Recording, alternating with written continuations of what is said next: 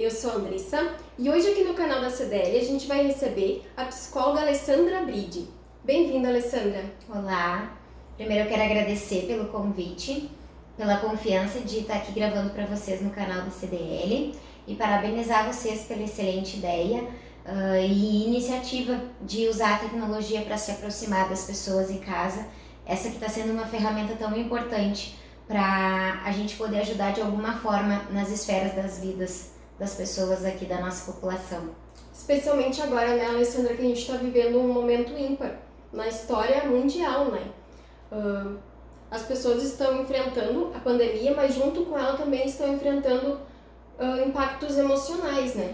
Emoções como angústia, ansiedade atingem níveis muito altos em situações como essa.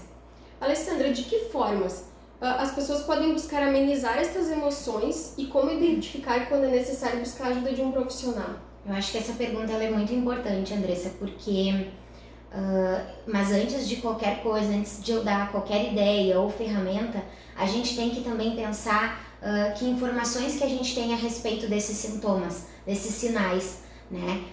Porque não basta eu te dizer como amenizar se tu não consegue identificar isso e se tu tá passando por isso, né? Eu acho que o nosso corpo, ele dá sinais diariamente de que as coisas não vão muito bem, de que o estresse tá muito grande, de que o peso tá ficando, né, uma carga mais pesada. Então a gente tem que começar a olhar para esses sinais. E para que isso aconteça, a gente tem que olhar para dentro de nós mesmos, né? A gente tem que se dar um tempo, respirar e tentar se ver, né? Acho que tem sinais simples que muitas vezes são deixados de lado, né? E as pessoas acabam não percebendo com a correria do dia a dia e que agora, no tempo da pandemia, a gente está se obrigando, né? Porque aí a gente tem mais tempo, a gente acaba se percebendo mais. Sem contar que a pandemia, ela nem sempre está gerando esses sintomas.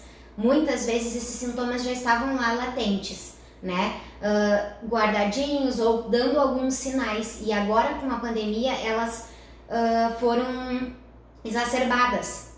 Então as pessoas estão notando mais, né? Por exemplo, alguns sinais que muitas pessoas passam e não percebem, como a questão da falta de apetite, do sono, né? As mudanças de sono, a insônia, ou tu querer dormir mais, a questão da própria agitação física, da irritabilidade, da tensão muscular, né? A questão da falta de paciência, de tolerância, uma maior frustração, assim, um desânimo, um cansaço. Então, são vários sinais: taquicardia, sudorese intensa, né? Quando as nossas emoções parecem muito exageradas para determinada situação. Então, tudo isso são sinais de que alguma coisa está errada, né? E a gente precisa olhar para dentro de si para poder entender isso. Daí, depois que eu conseguir olhar e perceber que alguma coisa está acontecendo, eu também posso pensar em como amenizar.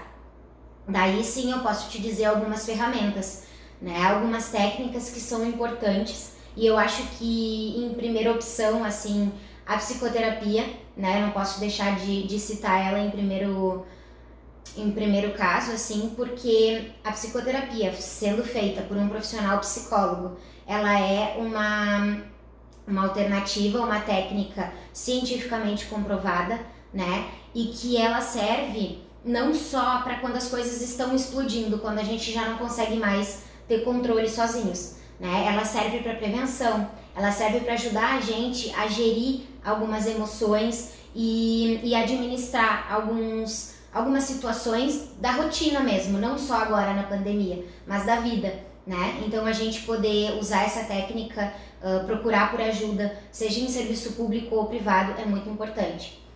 Outras ferramentas que agora, principalmente durante a pandemia, estão sendo disponibilizadas de forma gratuita em vários meios de comunicação, né? Como a meditação, as técnicas de respiração, que são simples, é só tu tirar um tempo para tu deitar, relaxar e respirar, né? Levar oxigênio pro teu cérebro. Parece simples, né? Mas os impactos positivos são notáveis. Exatamente. É tu poder se perceber. né, dar um tempo para si, assim, quando tu consegue fazer uma meditação, fazer essa respiração, fazer um exercício físico, né, uma automassagem, ou simplesmente tu deitar e tentar clarear as coisas que estão passando na tua cabeça, pensar assim, qual é o caminho que essa respiração está fazendo dentro de mim, né, de deixar um pouco de lado aquilo tão cruel que a gente está vivendo fora, né? Então é tirar um pouco a nossa energia do lado de fora e botar pro lado de dentro,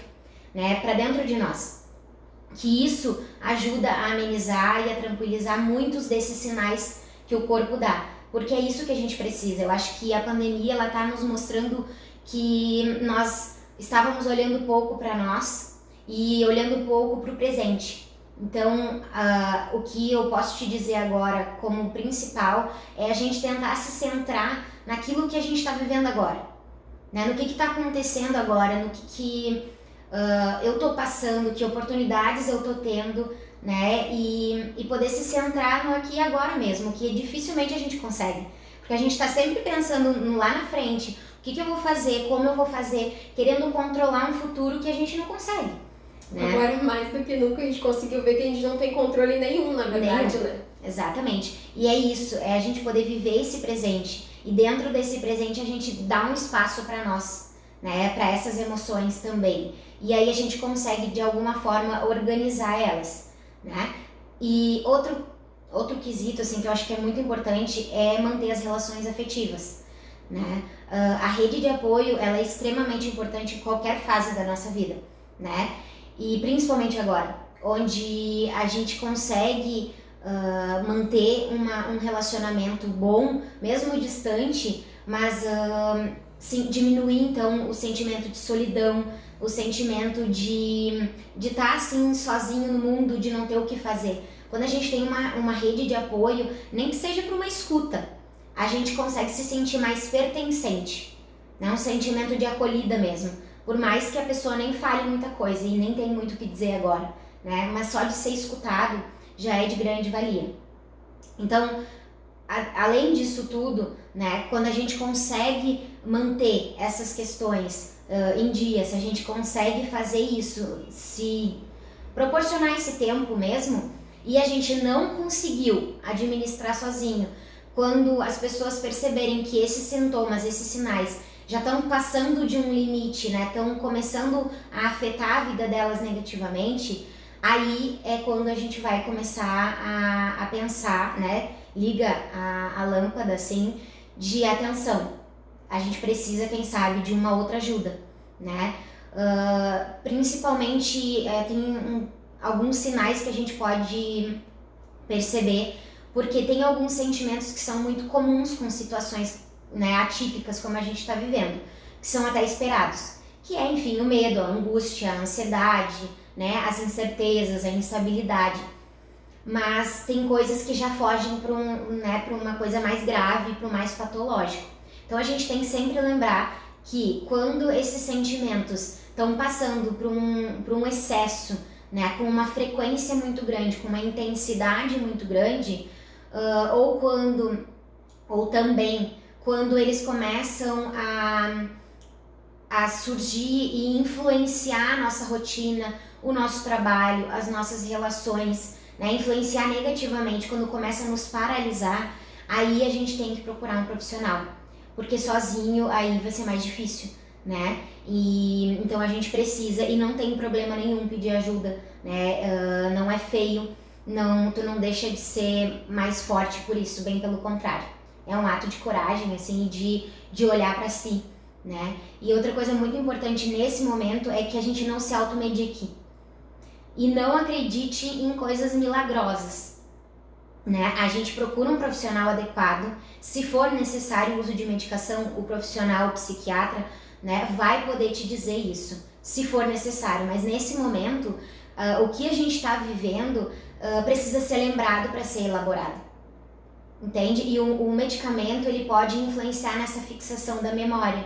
Então eu não tenho como elaborar aquilo que eu não lembro, né? E essa coisa de que não existe milagre, né? Porque o adoecimento mental, ele é um processo, ele não surge da noite pro dia, assim como a cura também não.